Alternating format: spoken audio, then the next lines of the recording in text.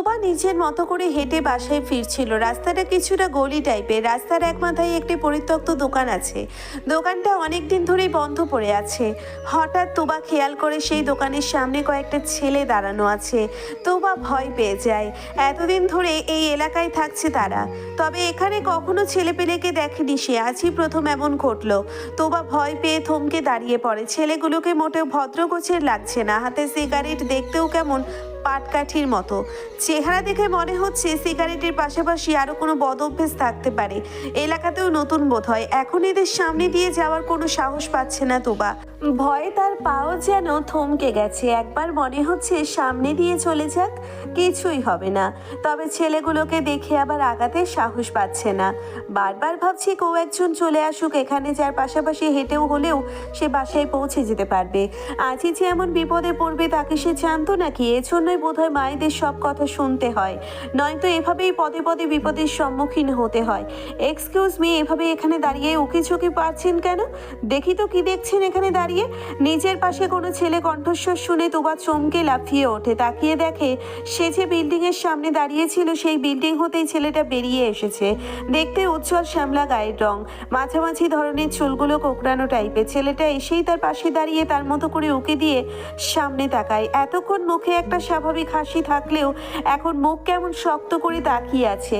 হঠাৎই কোনো কথা ছাড়া তোবাকে ফেলে সামনের দিকে এগিয়ে যায়। সোজা গিয়ে ছেলেগুলোর সামনে দাঁড়িয়ে কর্কশ কণ্ঠে বলে, কি রে, তোদের বাপদাদার সম্পত্তি পাচ্ছিস নাকি? সাত সকালে এখানে এসে সিগারেট টানছিস?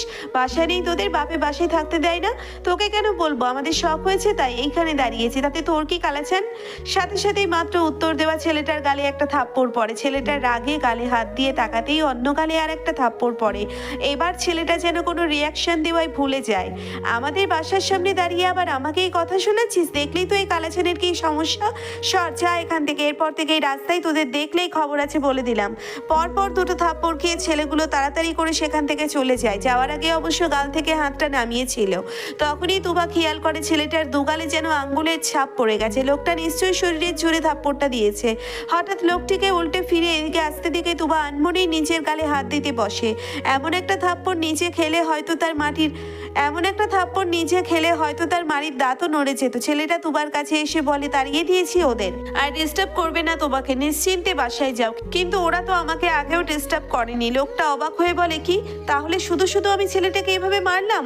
বেচারা কিছু না করেও মার খেলো না? করেছে তো, ওই সিগারেট খাচ্ছিল তো সে তো আমিও খাই। এটা কি অপরাধ হলো নাকি? গিয়ে দেখো তোমার বাপ ভাইও আড়ালে সিগারেট খায়, জিজ্ঞাসা করে দেখতে পারো। রিদান ভাই খেতেই পারে, সেটা অসম্ভব কিছুই না। সে কয়েকবার রিদানের কাছে সিগারেটের প্যাকেটও দেখেছে। তাই বলে বাবা তো একদমই খান না। বাবার নামে কেন বলবে? তোমার রাগ হলেও সে প্রকাশ করতে পারে না, কারণ এমনিতেও সে একটু স্বল্পভাষী। বাসায় মা বোনের সাথে যত যাই করুক বাহিরে একদম চুপচাপ, এমনকি বাবা ভাইয়ের সামনেও কম কথাই বলে। সেখানে এই অপরিচিত লোকের সাথে বাকবিতণ্ডায় জড়ানোর কোনো মানেই নেই। তাই তোবা কিছু না বলে চলে যেতে নিলে পেছন থেকে লোকটা বলে, কবির আঙ্কেলের মেয়ে না? উনি কি জানেন ওনার মেয়ে এত ভীতু? তো এই ভীতুকে একা একা ছাড়েন কেন? এখনো তো মায়ের আঁচলের নিচে রাখাই উচিত। তবুও তোবা কিছুই বলে না। আবারও চলে যেতে নিলে উল্টে বলে, আরে ধন্যবাদটা তো দিয়েছে, অকৃতজ্ঞ মেয়ে। অকৃতজ্ঞ যখন বলেই ফেলেছে তখন ধন্যবাদ বলে কি লাভ? তোবা মুখ ঘুরিয়ে সোজা বাসার উদ্দেশ্যে রওনা হয়।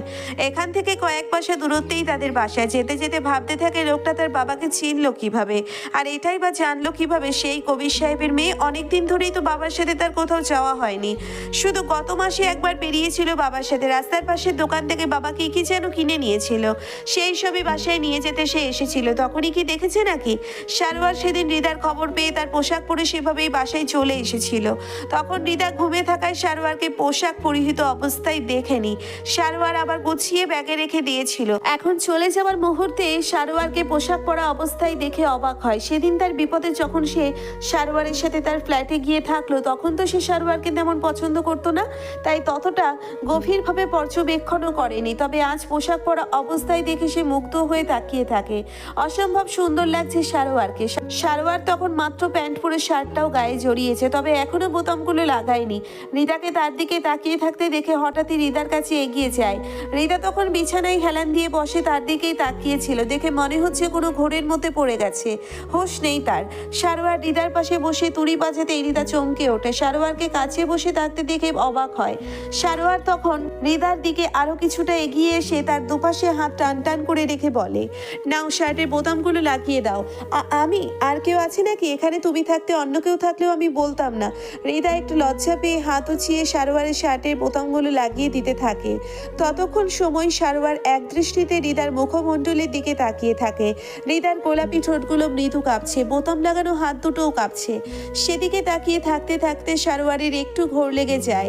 সে হঠাৎই এগিয়ে গিয়ে হৃদার ঠোঁটে ঠোঁট ছুঁয়ে দেয়।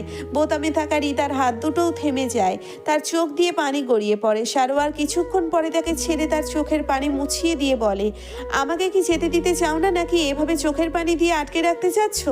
এমনি চোখে চোখে কি যেন পড়েছে। আচ্ছা তাই বুঝি? হৃদা কিছু না বলে সারোয়ারের শার্টের বোতাম লাগিয়ে কলার ঠিক করে দেয়। তারপর বলে, বের হবেন কখন?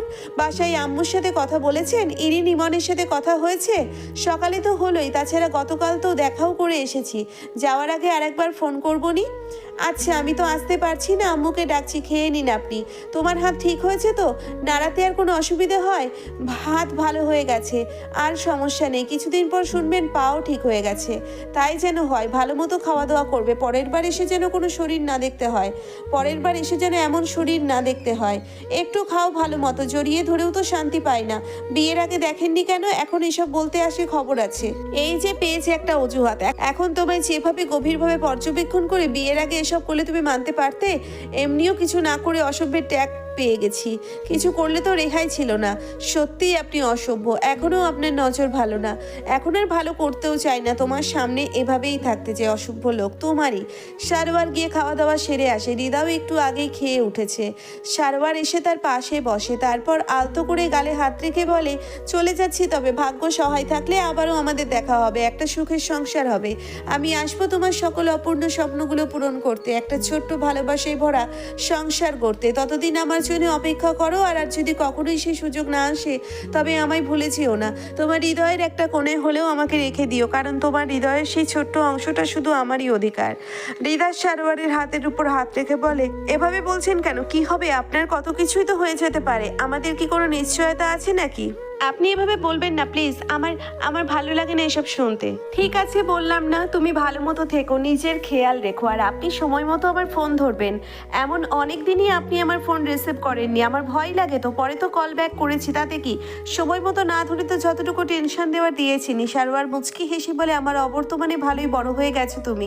3 মাসেই এত বড় হবে জানলে তোমার বাবা মা নিশ্চয়ই আরো আগেই তোমায় বিয়ে দিয়ে দিত। তারা এখনো আমার বাচ্চামো পছন্দ করে। আপনার মতো কথায় কথায় বাচ্চা বলে টিজ করে না। আমিও এই বাচ্চামো অনেক পছন্দ করি। এখন যেতে হবে, এখন না বের হলে পরে পৌঁছতে অনেক দেরি হয়ে যাবে। হৃদা নিজেকে সামলে নিয়ে বলে, সাবধানে যাবেন, পৌঁছে জানাবেন। সারোয়ার এগিয়ে এসে হৃদার কপালে ঠোঁট ছুঁয়ে দেয়, তারপর ফোন ওয়ালেট পকেটে ঢুকিয়ে ব্যাগ হাতে রুম থেকে বেরিয়ে যায়। হৃদার হাঁটতে সমস্যা হয় বলে এখানেই তাকে বিদায় জানাতে হয়। সারোয়ার আগে তুবা শেষমেশ একটু দেখা দেয়।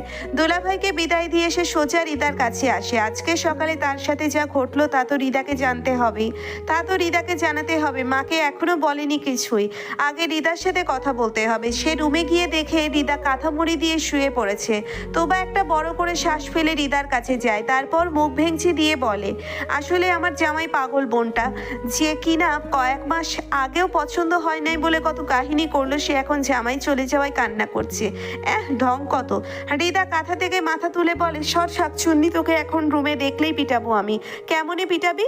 আমি তো তোর ধরা ছোঁয়ার বাহির থেকে তোকে জ্বালাবো। বিশ্বাস কর, তোকে না জ্বালাতে পেরে আমার এই 3 দিন একটুও শান্তিতে কাটে নাই। তোরে এখনো শান্তি দিব না, যা এখান থেকে। তবে তুবা তো কথা শোনার মানুষ না, সে রুম থেকে বের হয় না। সে জান এখন এখান থেকে বের হলেই হৃদা থম মেরে শুয়ে থাকবে। এখন এখান থেকে হৃদাকে জ্বালাবে। সে সাথে থাকলে হৃদা মন খারাপ করার টাইমই পাবে না।